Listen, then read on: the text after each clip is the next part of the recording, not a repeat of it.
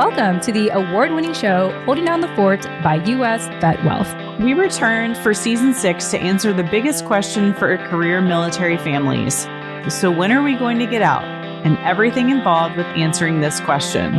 I'm Jen Amos, creator and co-host of Holding Down the Fort and a Gold Star family member and veteran spouse. And I'm Jenny Lynn Stroop, co-host and chief shower-upper here on Holding Down the Fort.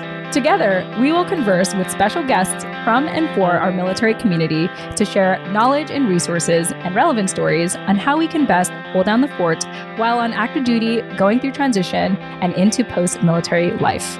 Now, let's get into the show.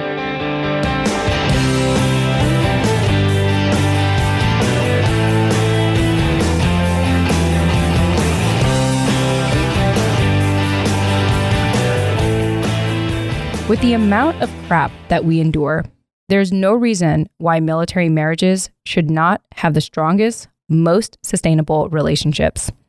A quote by Bree Carroll. Bree Carroll believes in strengthening military marriages so much that she founded Military Marriage Day, which takes place annually on August 14th, strategically 6 months after Valentine's Day. She shares a snapshot of what it's like to be a full-time entrepreneur, how the Hearts and Stripes podcast was created from seeing a lot of her friends experiencing divorce, her relationship with her husband, her findings from the 2020 Military Marriage Survey, what to expect for this year's Military Marriage Day, and much more.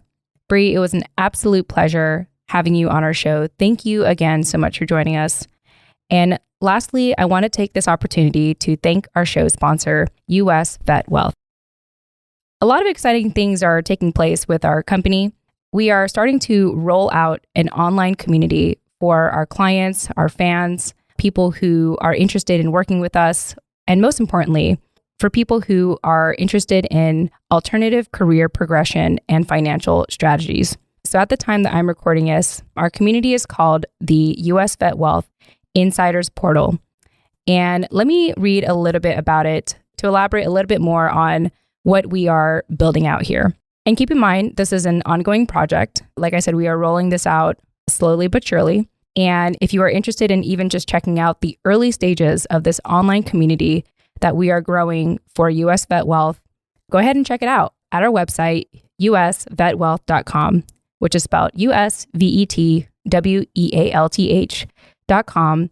And that's where you'll get a chance to learn more about this online community, the US VetWealth Insiders Portal. But a little bit about it is part of why we are creating this community is we want to provide resources designed exclusively for our career military retirees.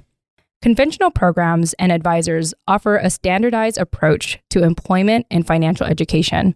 With the US VetWealth Insiders Portal, military retirees get free access to a safe, systematic, and alternative blueprint for post-military life and beyond. We provide privatized options, trusted resources, and mentorship vetted by fellow veterans so that you can make the best decision on your finances and your next career in post-military life. Now, like I said, this is an ongoing project that we are rolling out slowly and surely. And if you want to see the early stages of it, go ahead and visit our website now at usvetwealth.com. That's usvetwealth.com. Now, with that said, thank you so much for listening, and now enjoy this conversation with Bree Carroll.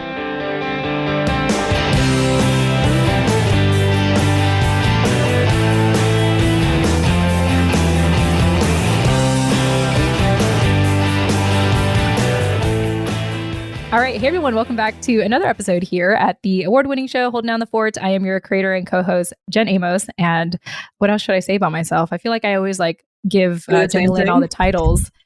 What? You say the same thing? I do. I always say the same thing. What else? Oh, I'm a cat mom. I'm a new cat mom. I feel like I should add that to my title. It's interesting having a cat, by the way. Whole other conversation for another time. But yes, that's my new title of the day. I'm also a cat mom. See, that's great. Creator, co-host, and cat mom. Oh, look at you. Go. Damn, excellent alliteration. Your English teacher would be proud. Oh, yes. And, as always, I have my co-host with me, military spouse, mama 2 boys, mental health advocate, and Jenny Lynn Stroop. Jenny Lynn, welcome back to the podcast. Hey, glad to be here. And mine's alliteration too. It's all M's. Military spouse, mom of 2 boys, mental health advocate, also MSOY 2022. There you go. Thank you for saying that for me, because I was like, how do I say it? Like, it's funny because I wrote it down for our guest here today, but I was like, oh my gosh, I really got to get better at that. But I should say Naval Station Norfolk, because that would lead people to think that I was the military spouse of the year, and I was not. I was the MSOY 2022 for Naval Station Norfolk. Yeah, which is a pretty big naval station anyway. So there you go. But yes, happy to have you here as always. And we're excited because I always love when I get to chat with another podcaster, because I just feel like it's just such an easy conversation. So let me go ahead and bring her on. We have Bree Carroll, who was the 2020 Armed Forces Insurance Air Force Spouse of the Year. She was a civil engineer turned event planner. She is the owner of Bree Carroll Events. And like I said, fellow podcaster, she's host of Hearts and Stripes podcast. Go ahead and check out that podcast. And also, I'm really excited. We're probably going to dive in. Like, this is probably going to be the majority of our conversation today. She is the founder of Military Marriage Day. So without further ado, Bree, welcome to Holding Down the Fort podcast. Yes. Hello, everyone. It is so exciting to be here on Holding Down the Fort. Thank you, Jen. Thank you, Jenny Lynn. I'm excited to just share a little bit about all the things. We can go wherever you guys want to go on this conversation. It's going to be fun. I'm excited. Yeah, absolutely. Let me open up by starting with the fact that you are a full-time entrepreneur. Since we had last talk in your pre-interview, you were like, yeah, this is the first time I'm a full-time entrepreneur. So there's a lot that goes on with being a full-time entrepreneur. So why don't you just give us a quick snapshot of what that looks like for you today?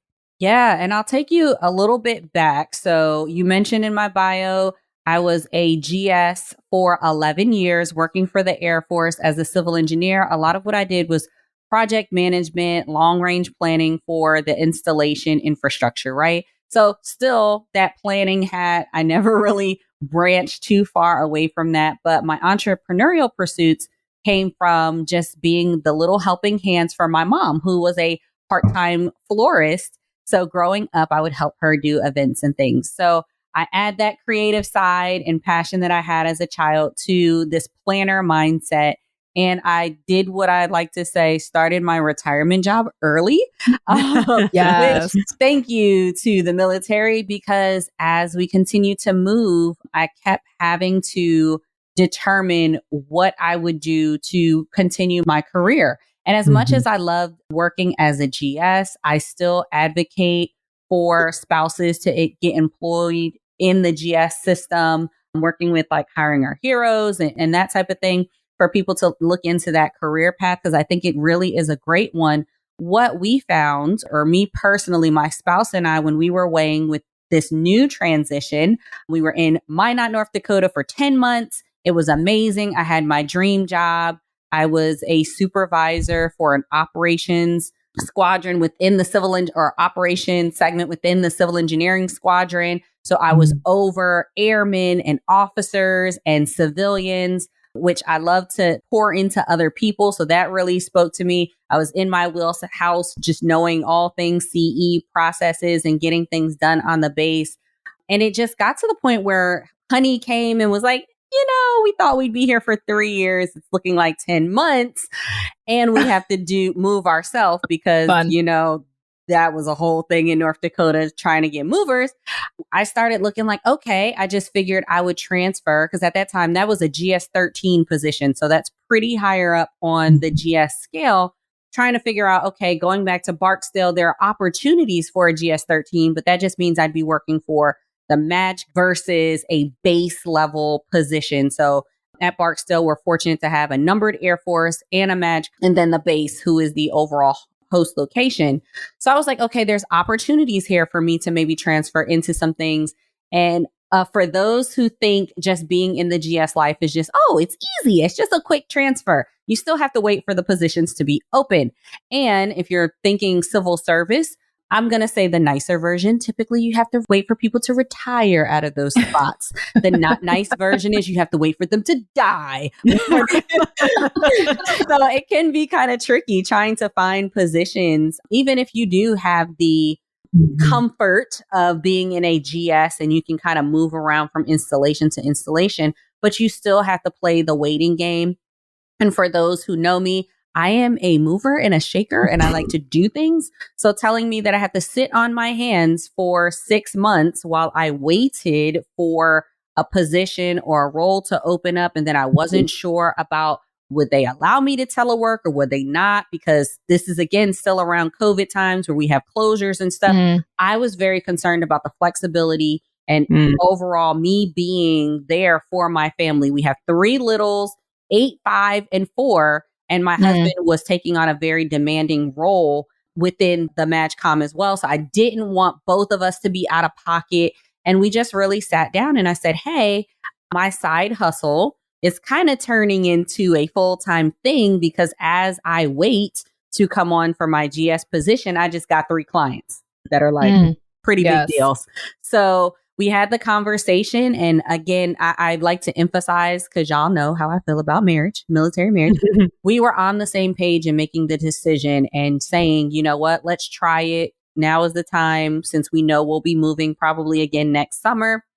And then you'd be sitting on your hands again, trying to find something at the next installation. Let's go all in on you working this business. And that is really how I became a full-time entrepreneur, because I intended to. I think maybe eventually I have intended to, but I feel like I was grateful that I had been building this business kind of in the background for the last 5 years, really, as like a part-time little side hustle, doing onesie twosie type events. I really more so focused on weddings and serving those who were in the area. But as I transitioned to doing entrepreneurship full-time, now we do more B2B. So I work with other small business owners, life coaches, typically thought leaders and authors who are putting on summits and conferences and retreats. And I'm really excited about the direction of the business. And I love how we were able to, as we transitioned in the military, I also got to transition to this new season of entrepreneurship. I think that's incredible, Bree. And I feel like the military life breeds entrepreneurs, you know, it does, especially with spouses. And, you know, you can go that direction of trying to find a career or like a stable 9-to-5 career like Jenny Lynn is fortunate to have at the moment. And, or you can go the other route of like, you know what, I'm going to try to build my own thing. And hopefully it's something I can bring with me wherever we move to.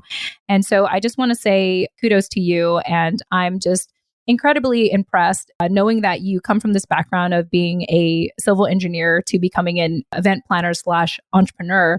I know you mentioned this has taken you years to do, but it's a process to be an entrepreneur. Yes. You know, like it's not like you wake up one day and yeah, sure, some people say that they're an entrepreneur even though they don't have a business or that they're not making any income yet. But the fact is that, like, you know, I imagine that there was a lot of that mental shift to really get into that headspace of being an entrepreneur, because it's a whole different world, you know, it's a whole different mindset, a whole different way of approaching things. So I just want to say kudos to you. I don't really know a lot of engineers who decide to become an entrepreneur one day. Yeah.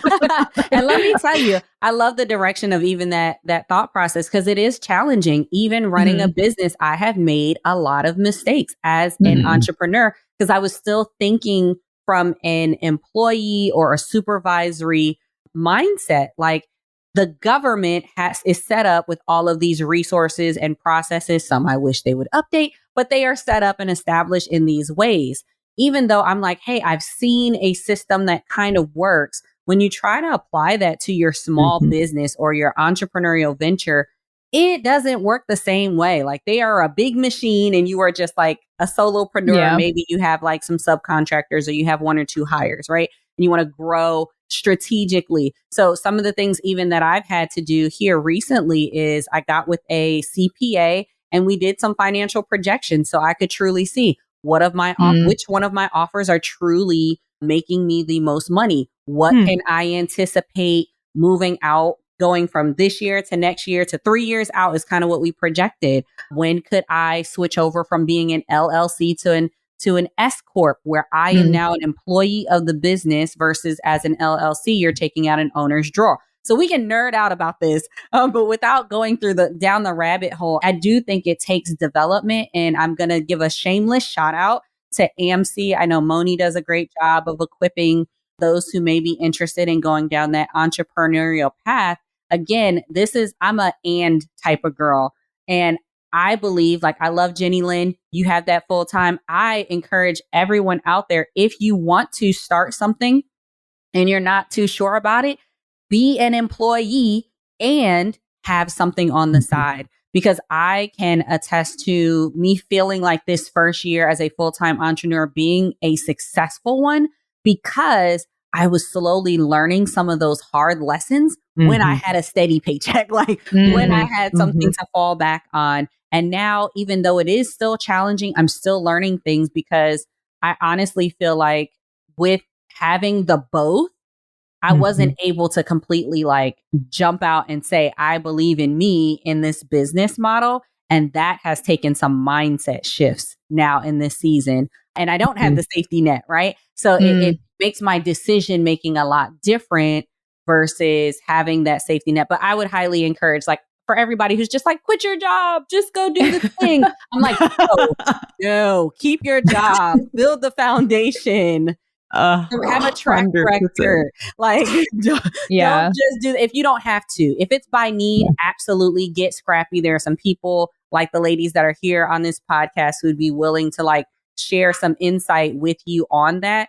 But if you don't have to, I would say build it while you are employed. I highly agree to that. I got into entrepreneurship 12 years ago because I couldn't hold down a job. So my friends were like, Jen, I don't think you're meant for a job. I think you're meant to. Yeah. I was like, getting fired 4 jobs in a row consecutively kind of tells you something. So it took me a while to figure it out. A friend was like, Jen, like, I think, the writing is there. I love that though. I love that. I'm really grateful to my friends to actually point that out to me, because I think I honestly would have kept trying, to work jobs. But anyway, I'm just happy to be where I am today. And Jenny Lynn, I know that entrepreneurship is kind of a scary word for you. And I saw your facial reaction. Our listeners couldn't see it, but I did. So I know you have some thoughts about this conversation.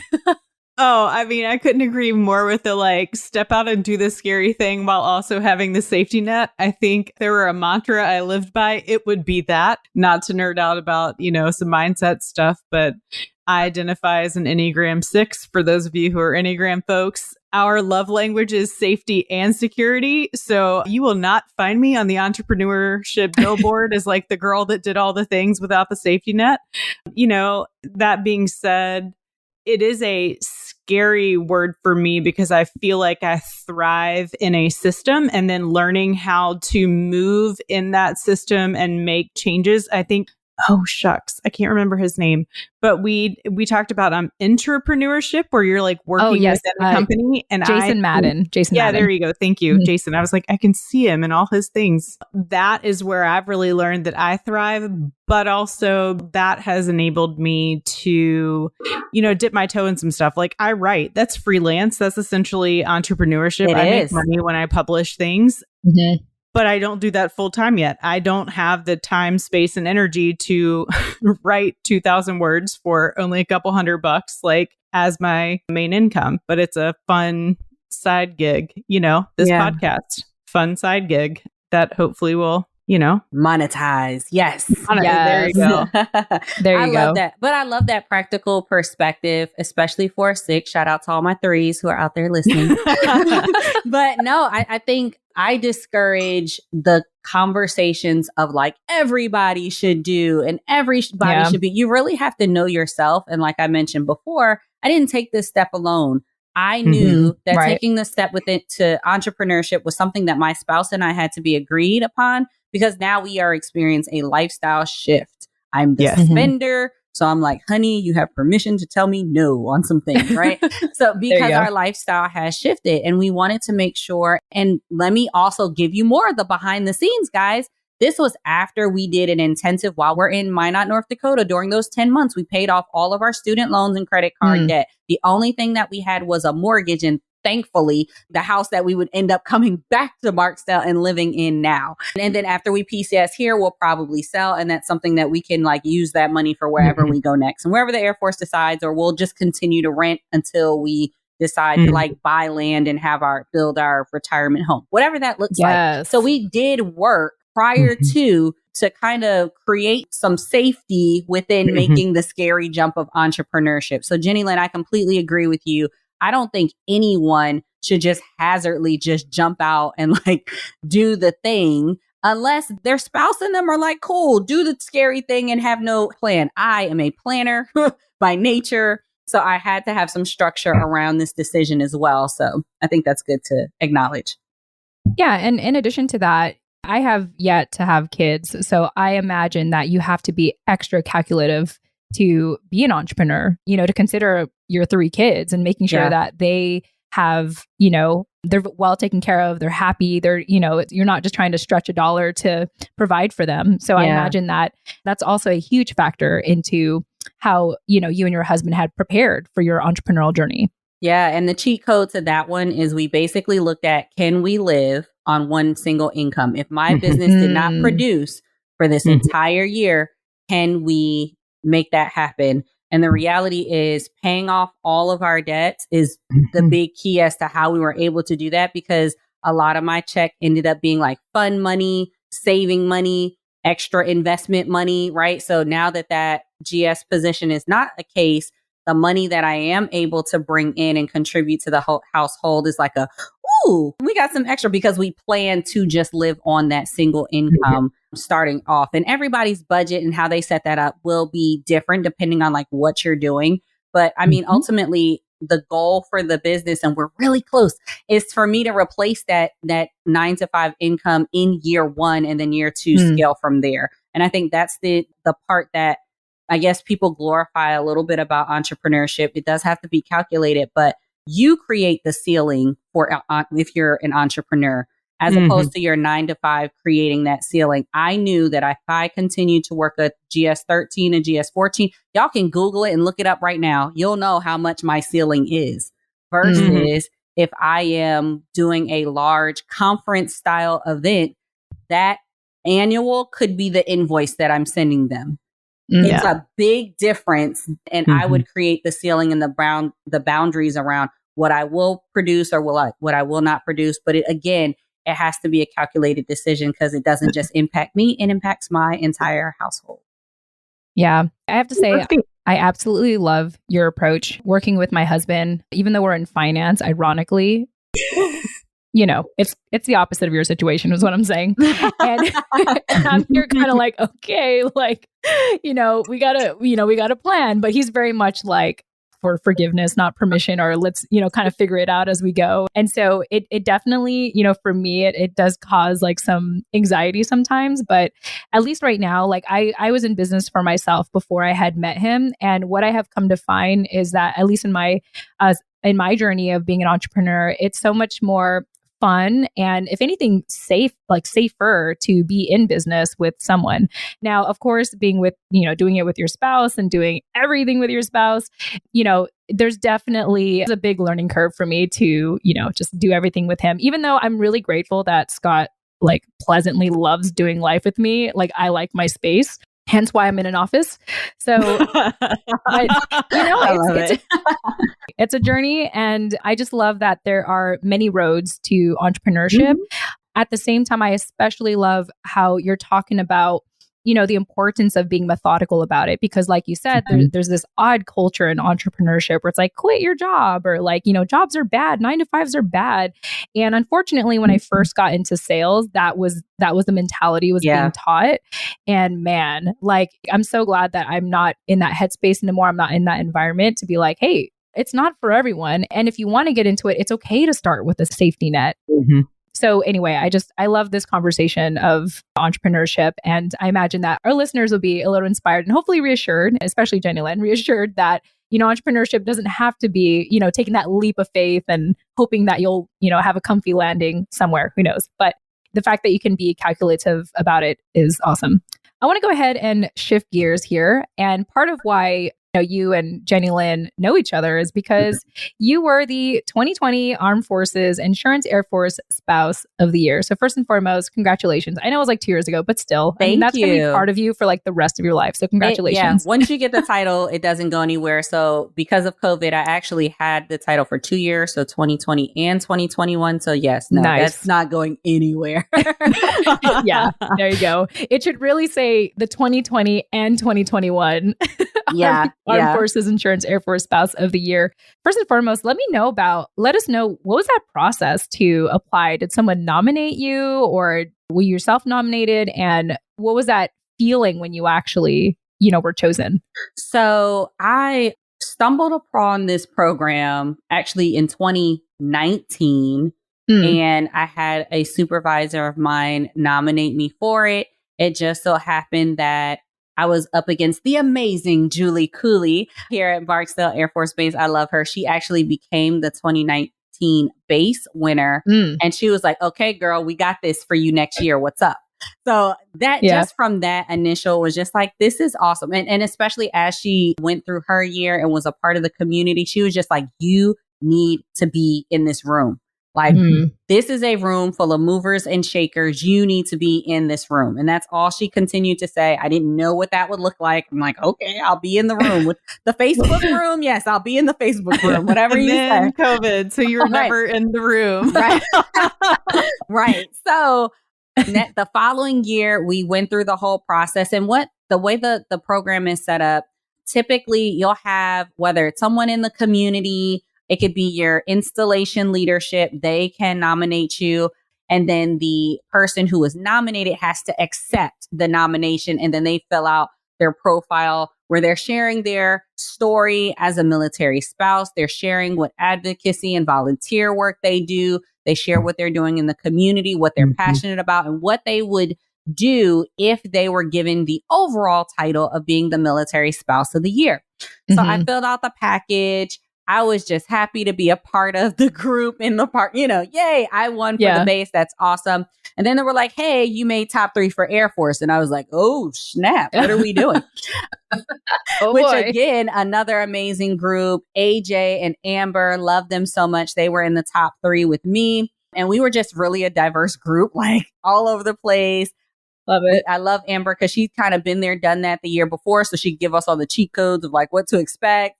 Nice. AJ, super calming, free spirited. And she was really the anchor for us to be like, hey, everywhere there can be some mean girl stuff, we're going to keep it together. And then whoever goes forward, we're going to immediately try to bring our group together so that we can have just this camaraderie and spirit. And I took that with me when we knew that I was the Air Force overall. We did Let's Talk chats together with the Air Force top 3. So that was fun to where we could all kind of be heard and our advocacy and the things that we were working on could be heard. Shout out to AJ. She actually published a whole book during that time frame. So I was like, yes, girl. Wow. Love it. I don't know how you did it, but I love you for it. So, and then Amber did amazing work just in her own right with her advocacy. She was working for, I believe it's Barry Law for some time, just working on like veteran issues and really just lending herself to that work. So that was amazing to see. And then as the overall for 2020, there was kind of a holding pattern trying to figure out like, hey, the world is closed. What do we do? So there was a lot of virtual opportunities. And honestly, it gave me the time and the space to kind of figure out like, and this is the other thing that I like to say about my year. I'm not a t-shirt wearer. Like if you just want me to like rah and wear your t-shirt, I'm not your girl. Like I want to roll up my sleeves and I want to put in work and do stuff. And there's nothing wrong with those two because really this is a recognition for what you have already done. You don't have to do anything else. And I like to make people aware of that before they're like, oh, that MSOI program, they're going to make me do stuff. No, that is not how it works. That is just my personality. Again, I'm a 3. I don't apologize for it. Right. So I just wanted to go ahead and basically take the concept that I had from the Hearts and Stripes podcast, which is a podcast that I created out of just seeing a lot of our friends divorce in a year's time frame. That's where the heart of the podcast came from, of just like, let's just have some real talk, some conversations. If I can get people on here to share advice and resources so that if someone is going through something, maybe they hear something that can give them the, the strength to like try something different or read the book or try the program, whatever that looks like, it's worth it to me. So the podcast was like that first block. That was even before I was named or knew anything about the program. And then now that I'm in the program and I'm like, hey, this provides a little bit of a higher platform. Let's see how we can grow this thing. And I said, if they can have National Taco Day, then we can have Military Marriage Day. Love it. Right? It's a holiday. Why not? We can do the thing. So year 1, we did a virtual celebration. Well, actually, let me back up because most people don't know I had a virtual combat COVID summit. And Dr. Gary Chapman of the Five Love Language, he was one of the speakers on that. Yeah. And that was like the seed that was planted even before Military Marriage Day was a thing, because I really just was concerned about the reports that were coming out of around that time that talked about they were anticipating such high divorce rates after the pandemic. So that was the first like, hey, let me get a hold of people while they're like bored in their house and still figuring out how to use Zoom and getting in the place. So we did the Combat COVID Summit. And then August 14th of 2020 was the first Military Marriage Day. It is strategically 6 months from Valentine's Day. So February 14th, you got August 14th. If you mess it up 2 times, guys, I don't know what to tell you. Like, you get 2 chances at this thing. So we have Military Marriage Day annually on August the 14th. And it became a virtual celebration where we just wanted to rally people and really celebrate them. So this is my engineering brain. What gets measured gets managed. What gets measured gets managed. If you are not measuring how your relationship is doing, if you're not measuring how you feel fulfilled in your relationship, if you are not measuring the last time y'all liked each other, right? It won't get managed. So taking the idea from Hearts and Stripes podcast, putting it into Military Marriage Day, this is a celebration, a time for people to pause. Yes, to say, hey, I actually might like you today. Let's do a date night, or let's, a reason for people to get together. But not just that. I like to say the smoothie is great, but we throw vegetables in there. We're going to tell you about resources. We're going to bring speakers on who can maybe speak to a need that you might have in your relationship. And we want people to be proactive in supporting their relationships. Because let's be honest, nobody wants to come on the microphone like this and say, hey, I'm struggling. My marriage is falling apart. And the last transition, like, almost took us out the game. And like, nobody wants to do that. But if it's tied up in a nice bow with some vibrant colors, like Military Marriage Day, they can come for some of those feel good moments, but they'll also maybe find that resource or that person that they can connect to get help and support. I imagine that, your husband must be so lucky to have you, because you guys just have this arsenal. Yes. Like a 3. Of course he is. Of course he is. And I'm curious to know his take on, I guess, the original idea to actually creating Military Marriage Day. And before you answer that question, let me go ahead and give a quick shout out to our show sponsor, once again, US VetWealth. So as I had mentioned at the beginning of this recording in the announcements, US VetWealth is rolling out with a new free online community for career military retirees looking for alternative resources to professional development and financial strategies. I want to elaborate more on what I had shared earlier and talk a little bit about what you can currently find if you decide to join our free program, US VetWealth Insiders Portal, which once again, you can check it out today by visiting usvetwealth.com. That's usvetwealth.com. And as I mentioned earlier, it is an ongoing project. We are rolling out with it slowly but surely. But I am one who enjoys sharing things prematurely, especially for those who like to see the growth of a project. And this project is growing, and it's growing fast. So if you are career military transitioning, or you are a military retiree, and you're looking for, like I said, alternative resources to financial education and professional development, what you'll find in the US VetWealth Insiders Portal so far, and this is not limited to in any way, because as I mentioned, this is an ongoing project, we are offering a ton of free resources. So starting with the financial resources, we'll be sharing case studies, for example, of clients selecting a financial strategy from the private marketplace, meaning that they decided to explore beyond government options to see if there are other options that may be more suitable for their family. We also will be offering courses to help you make a more informed decision on military benefits, such as the Survivor Benefit Plan and Thrift Savings Plan, and also exploring what private solutions may be out there for you and your family. So that's a little hint on some of the financial resources we're sharing. In addition to that, we also are offering some free professional development resources. Some of the topics that we will be sharing in our professional development resources is personal branding, mentorship, financial strategy, career progression, and possibly a book club. So lots of fun things that we are hoping to roll out here on the US VetWealth Insiders portal. Once again, if you want to get a sneak peek in the early stages of us building it out, highly recommend that you check out our company website, usvetwealth.com. That's USVETWEALTH.com. And in the long run, we hope that providing this resource for free will give you a head start on wealth building, professional development, and most of all, inspiring the next generation of veterans. And I'm curious to know his take. I mean, if you don't mind me kind of dragging him in here, like, what was his take on, I guess, the original idea to actually committing to creating Military Marriage Day? I think I love this question because most people think like they will end up seeing like me and him doing all the things.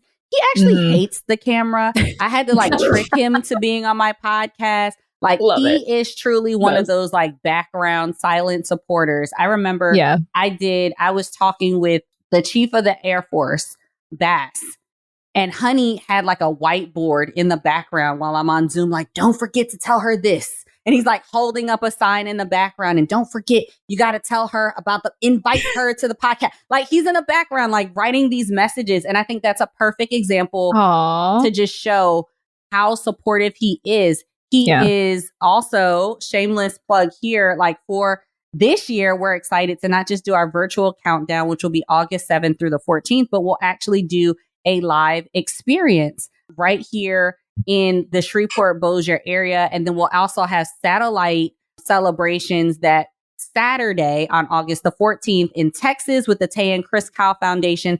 And then our other Military Marriage Day ambassadors will have something in Arlington, Virginia at a winery. They're so fancy. But even for Military Marriage Day Live, like, no, he is not going to be on stage with a mic like I will.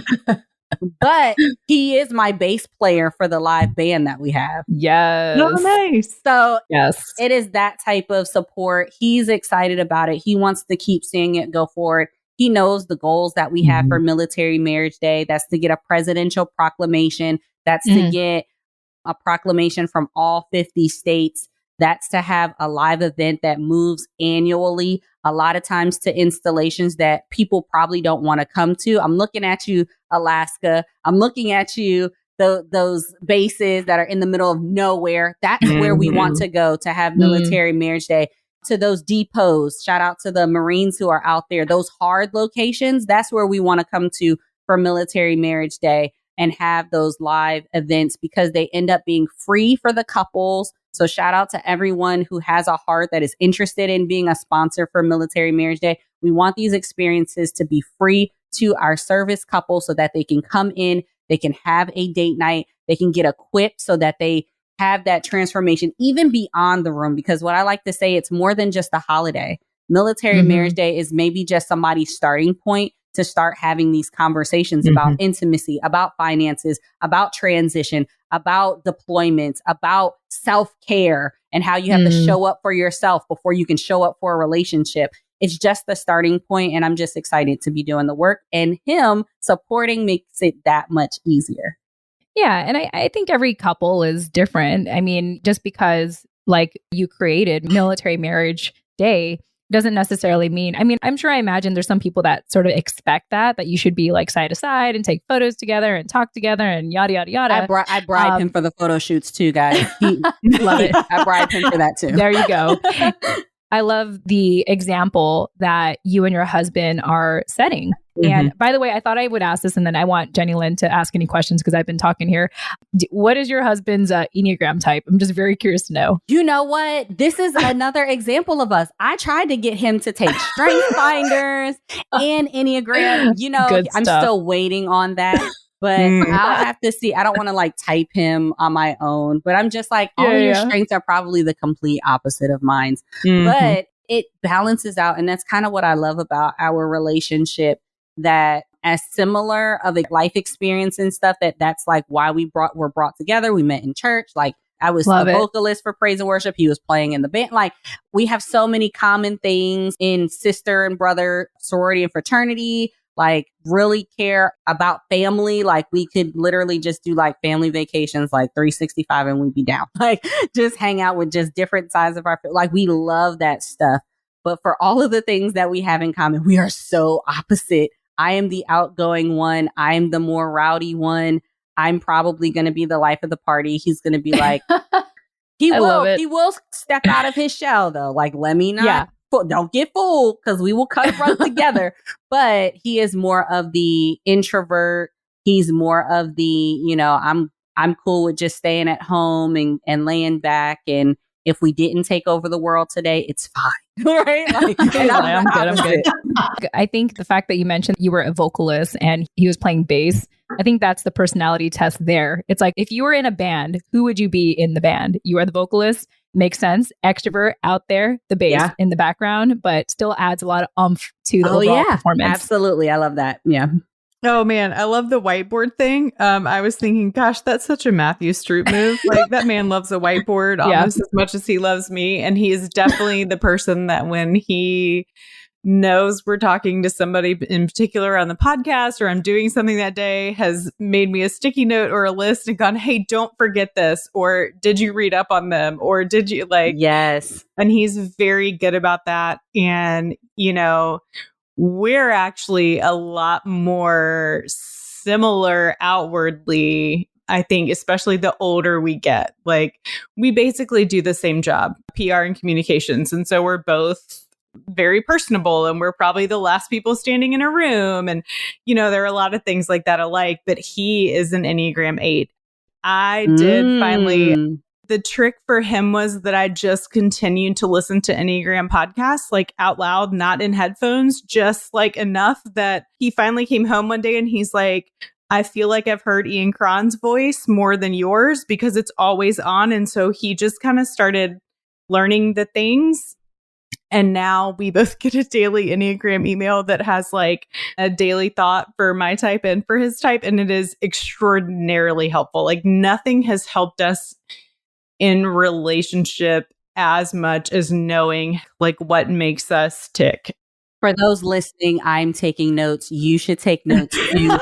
Wear them down by playing the podcast, and then that way they are more open to doing the test. I'm totally doing this. We're doing this. He's going to be like, why are you blasting this on the speaker? It's I just thought you would want to hear it.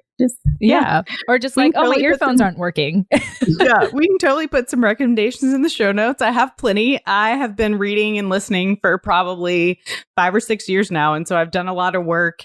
Subsequently, Matthew's done some work. And so we know, and it's been super helpful, which, I said it's probably the best thing. It goes hand in hand with us for both counseling and intensive counseling. Military marriage isn't easy. And I really appreciate the fact that you looked at like this thing that kind of looms over all of us in the military community is like, hey guys, it's just a known fact that we're all going to divorce a lot more than our civilian counterparts. And it's just this thing that's kind of accepted because this life can be really challenging, and that you took that and went, I don't want that to be the continued story. Yeah. I really appreciate that because I have not done that publicly, but privately, like, it has been such an important factor in my own life that we put the work into our marriage. Somebody asked me a while back, like ages ago, I was like a MOPS, mothers of preschoolers leader at a local church. And, somebody was like, well, they asked me about parenting. And I had this like total flush of shame of like, oh my gosh, I don't have anything to say because my mindset through my whole like military marriage and family life has been, we had to be on solid footing as a couple and everything else had to follow. Yes. And that sometimes is a really unpopular opinion. I love it. That's my favorite opinion because I literally agree with you. Everything. And we talked about entrepreneurship. We even with MOPS, that's parenting. Literally, that is the tone for Military Marriage Day. If you could just fix this one thing, it's almost like rising tides. If you could just fix that one area, everything else comes up with it. Everything else falls together. Like, I want people, especially in this military community, I have the belief that we will either be on one or two sides of an extreme. We will either be that statistic that says, military couple, yep, they're probably going to divorce and they're going to remarry 2 and 3 times. And for those who that is your experience, I hope that you are really leaning in so that you can strengthen the marriage that you're in right now, if that is you. On the other hand, I believe that pressure makes diamonds. There is no reason with the amount of crap that we go through why we should not have the strongest, most sustainable relationships because we endure so much. And I think that is why I'm so passionate about it, because I truly see, like, even when we look at, if you look at Blue Star families, if you look at any of like the top stresses for our military community, and you compare that to top stresses in life, those things are the same. It's your separation, it's loss, it's transition, moving, right? Those are the things that are our norm. So we should be the ones who are figuring it out and able to show the world, like, hey, we do this every 3 years and this is how we do it. And that is what I would love Military Marriage Day to be a catalyst for. Not to say that it was easy why we did it, right? Because that's not the case either. When we were working on the brand for Military Marriage Day, I literally surveyed a group of military spouses. Some of them were salty spouses and some of them were new. And it was great because the feedback that we got, I said, how would you describe a military marriage? How would you describe your military relationships? Some people said dumpster fires. Some people said all types of craziness, right? But my favorite one, and really the overall trend for all of, like, some were like super passionate and some were like, I'm just holding on by a thread. The one that really, like, and it was reinforced again and again, they said it's a roller coaster.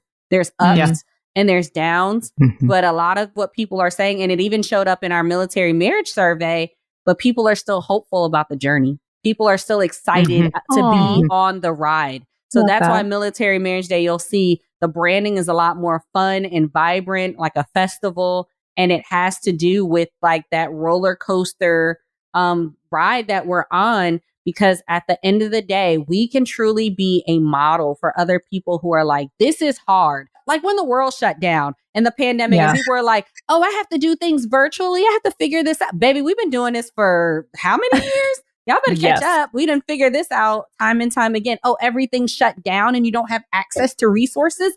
Welcome to the party. Like, we've been figuring this stuff out. So I think yet again, like, the pandemic allowed us to kind of like dust our shoulder off a little bit and say, like, yeah, we've been there, done that. We figured it out with our marriages. And as we continue to strengthen our marriages, we too can be an example to say we do hard things. And this is how we're able to power through and get on the other side of an active duty service and still like each other and still be excited to spend this next chapter together. Yeah. Oh, I love that so much. And I love that it's, you know, branded as like a festival celebration to show the fun that can be there. And also with that sentiment of like, hey, we can be a model for this, but not as a like, we are better than our civilian counterparts, but we just have a ton of experience. Like, you know, in my job a lot as a mental health advocate for the Cohen Veterans Network, like, I tell people all the time, like, what is so different about us? And the reason I really love what I do there is that everybody is trained in military cultural competency, which matters. Trust me when I tell you that I have been to every brand of counseling out there, and the ones that know military life are the best fit for my family because we don't spend our first 4 sessions explaining what our life looks like. Yeah.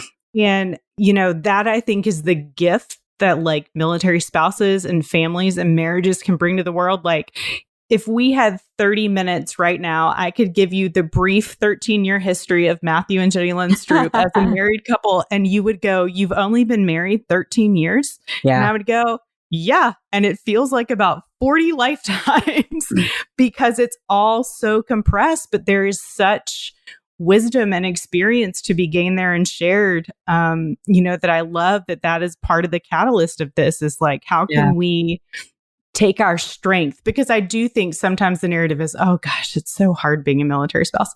And to be clear, it is. It is. We're gearing up for a deployment right now. It doesn't feel good at my house right now. Like nobody is in their right mind. Everybody's having a lot of feelings.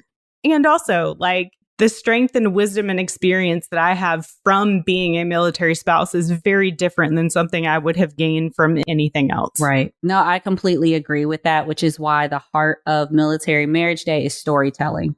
We want to highlight couples who are comfortable with sharing their stories, the struggles and the high points, because I think it is something powerful when you can integrate storytelling into, it makes it real. It puts a face behind just, us waving a flag and saying happy military marriage day. Like that's not, it's great, but that's not the heart. And that's not what we wanted it to be built around. We wanted it to have this sobering reality. I love that we had Krista Simpson come on and talk about her loss and losing a spouse and then finding joy in remarrying.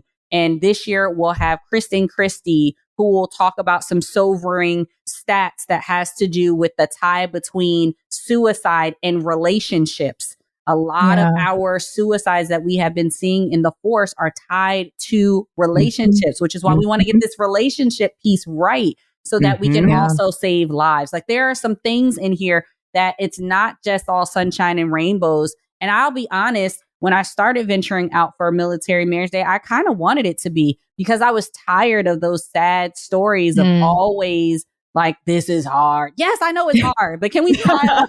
Right? Like, can we throw a party though? Like, can we and I think it's the balance. It's the both. We need both. We need the reality of what are the stats saying? What does our community need right now? And not just what we're being told that we need. We need to lend our voices to that, which is why we have that military marriage survey that comes out every year. I want to hear from the people themselves. Tell us where you're struggling. Tell us why you're struggling. What are the most common things that you're arguing about? Is it employment? Is it that is your biggest argument because you can't get the health care that you need for your child? Like there are so many outer impacts, right, that impact our relationship. And until we can start pinpointing, maybe it's a specific location, like this duty station takes people out. Like we need to figure out what that looks like, seriously, or we're not going to move the dial on military marriages. So again, it's both. It's sharing those joys and celebrating the longevity of couples who can be an example, and also grabbing the hand of the person next to you to be like, look, we argued last night too. Chill out. It's all right. You're not alone. Yeah. One thing I really appreciate about some of the guests we've had on our show is that they would be just so open and candid about like, yeah, I had an argument with my husband the other day, or, know, we're kind of, or I'm really reconsidering being a military spouse, like just those real raw conversations. I love how you say that Military Marriage Day is all about storytelling, because it really does. One thing we love doing on the podcast is humanizing the military experience, and so I just think that's incredible. One thing that I want to mention also is that the number one benefit is that it doesn't just help the marriage, it helps the service overall. In your 2020 survey, in the conclusion, one of the things you mentioned is that when the marriage is strong, the service member tends to be higher functioning and effective. Can you elaborate more on that? Absolutely. I think the research and the data often points to a lot of big tie-ins, big headliners, and that is one that we absolutely want to emphasize, especially for our armed forces, as we reach out to leadership and say, hey, pay attention to this because it matters. This becomes a retention focus that they can point to. And also, if you're going to put out campaigns and say that you care about families, let's pinpoint what the heart of the family is, and that's the marriage. Every family in the military does not have children. Every family in the military does not look the same way. But the heart of that is marriage. And until you can start saying that you care about that and how that person interacts with their home life in that relationship so that they can show up for the mission in a better headspace, feeling supported, having what they need, they show up for us as in the Air Force. They show up as better airmen. And then another part that we didn't emphasize in the survey, but it's something that I would love to see if we can pinpoint and get more data points around, is the impacts of a divorce. Oftentimes, people just think like, oh, Susie and John split up. No. Susie and John split up. And now if they have kids, now they're figuring out finances for the kids. And now the school system now needs to figure out and change paperwork and does processes. And now his boss also needs to go in and do paperwork and change. And now we have to go to legal. And now legal has to stop. How many people are impacted from one divorce? That is the bigger picture, especially when it's something that's handled on our military installations. It impacts like, okay, now not only are we not just like Susie and John, right? How many people connected to John now need to be there and make sure he's okay? Yeah. Right? How many days off does he now need to take, rightfully so, for dealing with this life change? It impacts the day-to-day of the person. And when people can start seeing this bigger picture of this impact, positive and negative, then I think we'll really get more steam and momentum behind people supporting Military Marriage Day, which is why that survey exists. I'm looking forward to hopefully seeing more of that research, because even I myself admittedly didn't even think about the ripple effect of what divorce would bring. We often just think about, oh, the couple, so-and-so and so-and-so broke up. But really the ramifications, like who it impacts, the community, you know, the kids, like you said, family members, like it really impacts everyone. And whether it's positive or negative, everyone gets impacted by it who knows this couple. Right. I mean, you don't know how many awkward moments, like, let's make it real practical here. You don't know how many awkward moments we've had with having people who we call, this is our military family. Now they are separated. Now we are figuring out, like, do we do dinner with this person? Do we do dinner with that person? Do we need to cross check and make sure that's still good? Like, there is an impact outside of just the couple. And yes, it is the decision of the couple to make, because I also want to emphasize here that this is Military Marriage Day, where we believe in strengthening military marriages. We want healthy marriages. If you are in a situation that is not a healthy marriage, Military Marriage Day would also encourage you to get into a healthy situation, even if that means you being by yourself. So we are not saying that we are against divorce. I think there are situations, and I do want to emphasize that there are situations where that is the answer, unfortunately. That's the reality. But we hope that through this data, through holiday itself, and through the continued efforts with our resource hub and with bringing in speakers, that for those who are just like, we are in a funk, can we fix this? Let's reattack how we could maybe get better on this thing.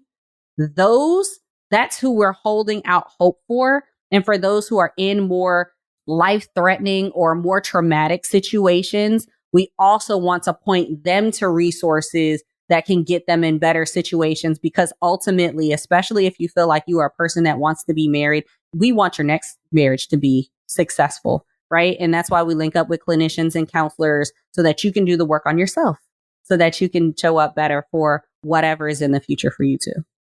Man, Military Marriage Day is so well-rounded, Bree. That's just incredible.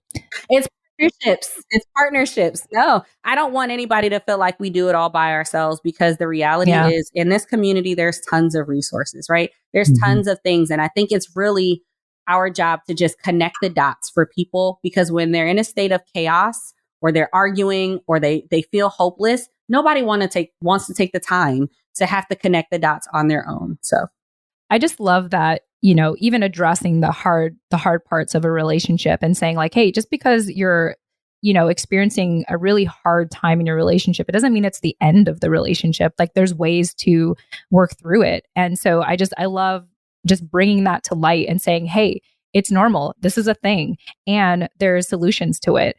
And here they are. Here are the resources. Here are the partnerships that we have available for you. I mean, I second that. I love how well-rounded this is. And it reminded me of a couple things. One, Bree, I appreciate that you said like, hey, look, if you're in like a domestic violence abuse situation, like, this is not the day that's going, just stay in that. Like, no, we have resources, because that is unhealthy for you, and every, again, that has third and fourth order ramifications for people involved. So I love that you point that out. The other thing I was reminded of is when we are able to bring our full and honest, open selves to the table and go, this season was really hard. this season was a little better. This was really shitty. Like, and then this was really great.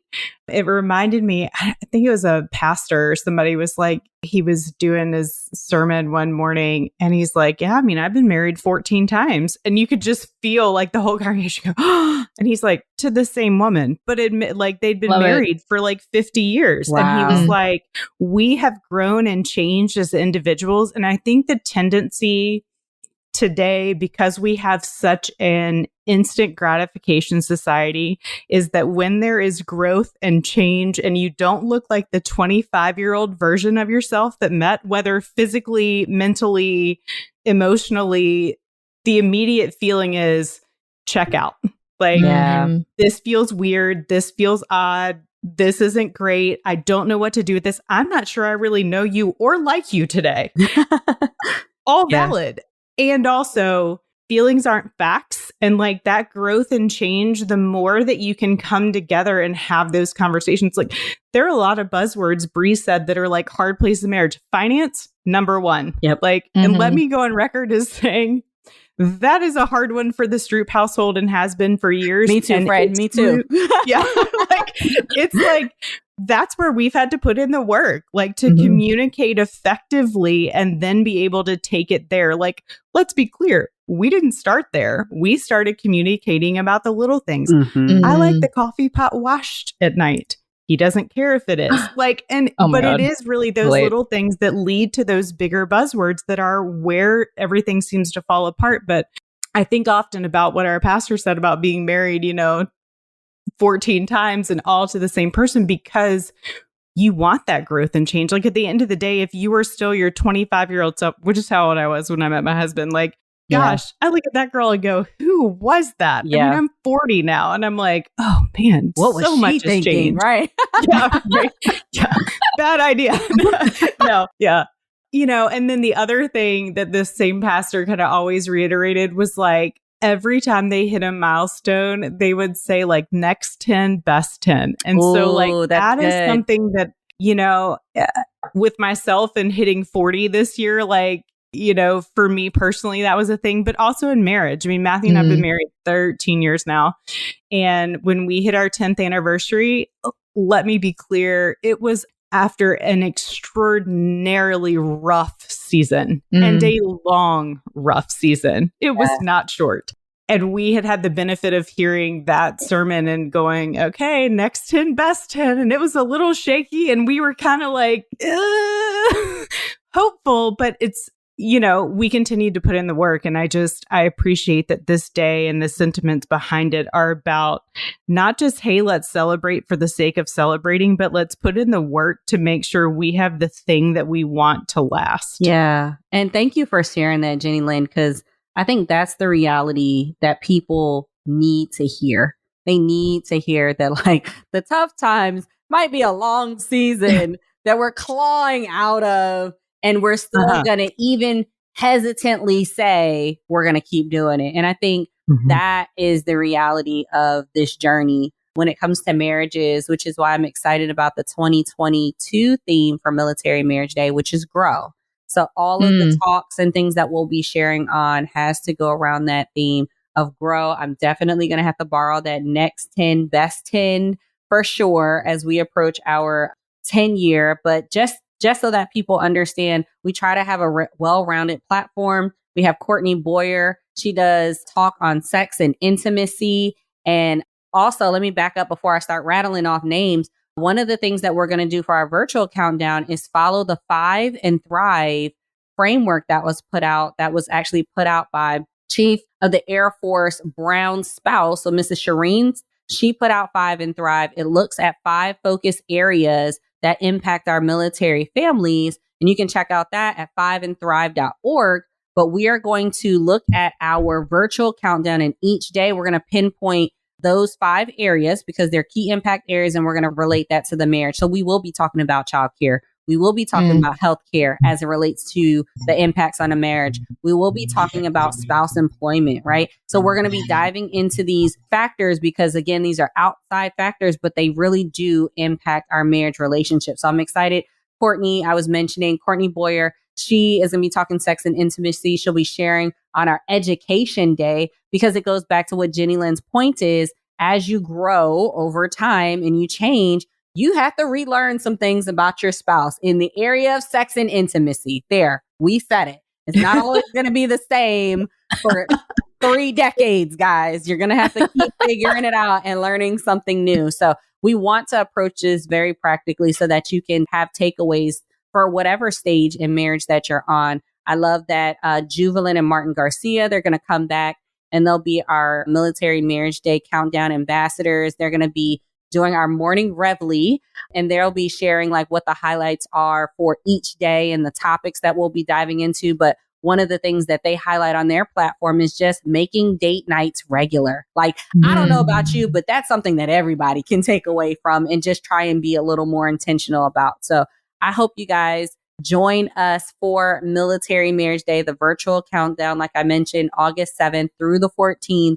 You can find us on Instagram at Military Marriage Day, Facebook, and even our YouTube channel will actually be putting out all of the talks on YouTube and on Facebook. So you should be able to catch that live or watch the replays there. All free, set up for our community, because again, the effort here is to get the message out, to get our service couples the resources, the advice, and that realness that they need so that they can continue to strengthen and grow their military marriages. Bree, this is your podcast today. I was like, she got into the call to actions. Like, I'm just hanging out. I'm having a good time just listening to you. And you clearly are a podcaster. Yes, so I love it. I love this. I love this platform. I love podcasting. I love being around podcasters because, like you said in the beginning, easy conversation. It just flows. Too easy. And we could go down a million different rabbit holes, guys. So stay tuned. Yeah. Well, one of the things that Jenny Lynn and I enjoy doing is bringing back past guests to the show. So, Bree, you're part of the Holding Down the Fort family, and we'll be in touch to check in. Speaking of which, I want to wrap up with, you mentioned this a little earlier. What are some of the stressors of relationships? And one of the big ones is transition. Yeah. And I know that's where you and your husband are at right now, is planning for that. And so tell us a little bit about that journey right now and how that is impacting your marriage.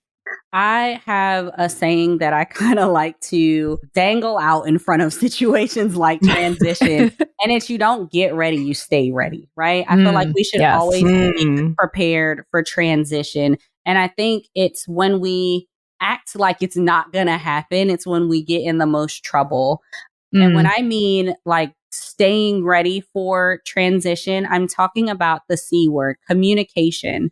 You shouldn't wait until a deployment, or you shouldn't wait until a TDY, or you shouldn't wait until a PCS to say, oh, you remember that credit card bill? I actually have this much on it. Like, don't wait to have, been there, done that. I'm telling on myself, guys, but don't wait until these timeframes to have these conversations that are very necessary. I think if you continue to check in, you continue to have good communication with your spouse about how you're feeling. Is the mission like causing extra stress? Is that why he or she is more snappy? Like, do you not feel supported at home? Do you feel like you're not sharing the load of parenting and decision making? Do you feel like they're always stepping on your toes in these things?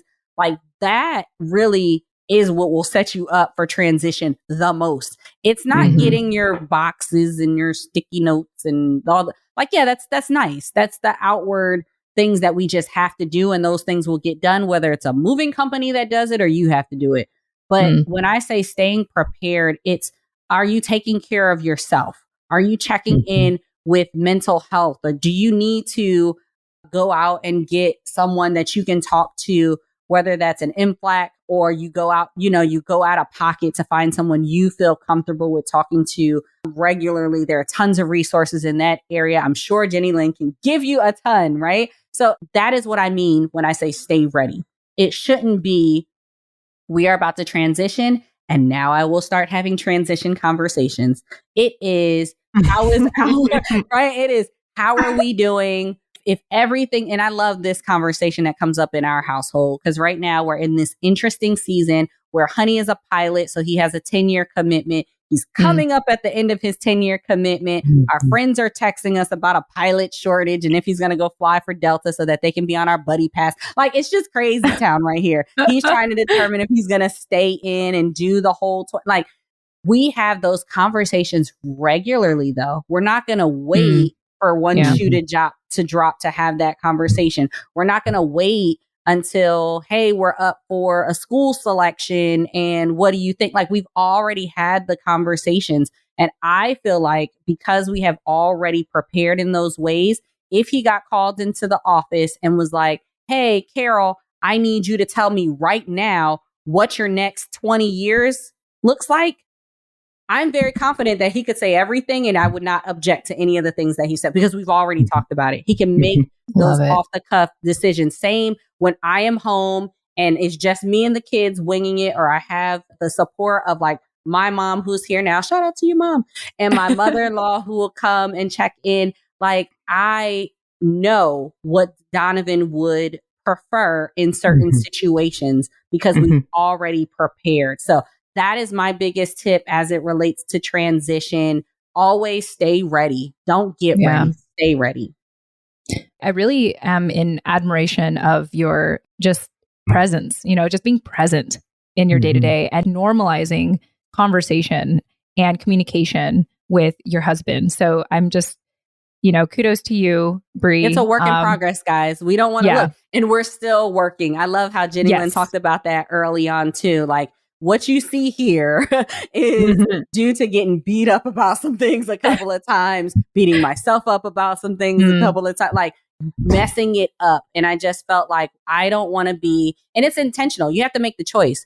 You can choose to let this military life happen to you. You can choose to have a sucky transition every time. Or you can choose to do something differently, to be proactive, to communicate with your spouse, to pull teeth and getting answers on some things sometimes, right? You can make that choice too, and then see which outcome you prefer. But I can tell you on this side of things, I love that we are proactive in our communication, that we stay ready for transition. Like, honey could come home right now and say, guess what? We're moving to something. And I'd be ready to pack that box because we've already had the conversation and that may be partially to my planner brain. So if you don't have that planner brain and you might need to sit in a corner and sulk for a little bit, guess what? That's okay too. But let your spouse know that that is who you are. I think that is another part, because I can only answer from like my perspective of like, yep, we're going. And now I'm in planner mode. But for the person, like, I love talking to Corey Weathers. Shout out to her. She'll also be on the Military Marriage Day platform this year. But Corey needs to process. And I love that about her. She is not oh, shoot, you dropped the bomb and I'm good. Like, she needs that time. But I also love that she communicates with her spouse and he understands that she's going to need time to process, that she's going to maybe drag her feet a little bit here, until she gets into okay, this is really happening. Like, talk to your spouse about you. That is the big part. And ask them, what do they need too? Because they may be trying to be a quiet storm holding everything together, and they could be freaking out too. And they might just need, you know what, honey, just go have lunch with the guys. Like, just go process, just go somewhere, just, I don't know, go play basketball, whatever y'all do. I don't know what y'all do when y'all are just go decompress, do some guy stuff. I don't know, but maybe they may need that too. And that's a part of that staying ready, of knowing each other. And it goes back to that Enneagram. So, shameless plug, check out the show notes, but that has a lot to do with knowing your partner and really being there to encourage them. Even when you see that they're not doing what they need to do for them, be that person that can be like, hey, trying to be a good wingman here. That's what we say in the Air Force. I'm trying to be a good wingman. You look like you need a snack. You need a smoothie. You need a vacation. And I'm reminding you that you need to do that for yourself. And as you do that for them, you'll be surprised when it's reciprocated for you. Well, I think it is extremely fitting that you are the founder of Military Marriage Day, Bree. So just thank you for creating it, for birthing it. Oh, yes. You and your husband, and no labor, pain, and stretch marks on that one. Yes. For the win. For the win. And now I know for sure why you were the 2020 and 2021 Armed Forces Insurance Air Force Spouse of the Year. So well done. Thanks. Thank you. I love all of this. Bree, thanks again for coming on. Like, we didn't really get into how Bree and I know each other, and really it came from a night of like 4 women in pajamas after extraordinarily long conference days, passing around a massage gun for sore muscles after Marine Corps OCS. We're stuck for life. We're stuck for life. We know things about each other now that, not everybody else does. No, but in all seriousness, like just your warmth and your welcoming and your enthusiasm for this community and the marriages of this community, I am extraordinarily grateful for. As I said before, I write about it, I'll talk about it, but I've never, gone public, if you will, about the importance I think it is for our community. And so I'm grateful that you did. And now I have a space where I can, help amplify that and advocate for it. Yes. Well, thank you so much. It is an honor to be here. I'm glad to be a part of this podcast family. And I'm excited to just continue to champion these discussions because they're so, so necessary. Yeah. And fun. I like these conversations. Like I'm just absorbing from both of you. And, both of you have been in, I would imagine both of you have been in your marriages longer than I have with my husband. And so just to kind of take this knowledge is very fruitful. So thank you. And my husband is a type 7, in case anyone's wondering. So that is why I always feel this level of anxiety of like, wait, what are we doing now? Where are we going? What? Like, yes, that is the story of my life. And I think I'm a type 8. I have to like double check this, but I am pretty like confrontational, like not in like an angry way, but I think I'm pretty communicative as far as I'm concerned. Anyway, there's probably more to that to unpack. Anyway, Bree, I know that you already mentioned how people can learn more about Military Marriage Day. Also let our listeners know if they do want to get a hold of you directly, how can they do that? Absolutely. So my favorite place to play is Instagram. You can check me out at It's Bree Carroll. That is my personal page. For the business, you can find me at B Carroll Events, and that's bcarrollevents.com. For anyone who is interested in planning a big event like a Military Marriage Day, a seminar, conference, that is what we do. That's what I love to do. It really brings me joy because I know the power of what can happen in a room at an event. Mm-hmm. And it is my personal goal to have 1 million person impact when it comes to events, and Military Marriage Day gets to be one of the ways that I give back in doing that. So beautiful. To be clear, her events look really fun because I do follow her on Instagram and they all look super fun and very sparkly. So if that's your personality, yes. Bree's the lady for you. Yeah. Yes. To all the extroverts, right? I love it. Bree, you're incredible in so many ways. I know you already know that, but I think it's also nice to let people remind you how amazing you are and all the incredible work you've done. Thank you. Yes. Oh, I love how you said that. You know how like some people are like, no. I love how you said, I receive that. That's beautiful. Just all the you've definitely done your homework with mental health. That's for sure. Yes. Yeah. With that said, I want to thank our listeners so much for joining us. We hope that you got a lot out of this conversation. And of course, Jenny Lynn for co-hosting with me as always.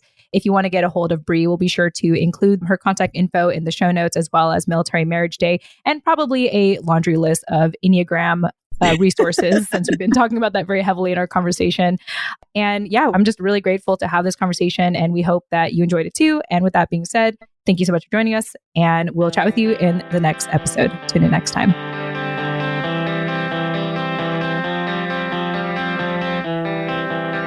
Hey, thanks again for joining us at Holding Down the Fort by US VetWealth. Once again, I am your co-host, Jen Amos. And I'm Jenny Lynn Stroop. Thank you so much for listening to our show. If you've gotten a lot out of our conversation today, be sure to leave us a 5-star rating review on Apple Podcast or Podchaser. Or you can leave us a kind LinkedIn recommendation on our LinkedIn profiles. Learn more about Holding Down the Fort by visiting holdingdownthefortpodcast.com. And there you'll also be able to find us on social media and how to contact us directly. Thank you all so much for joining us. Until next time.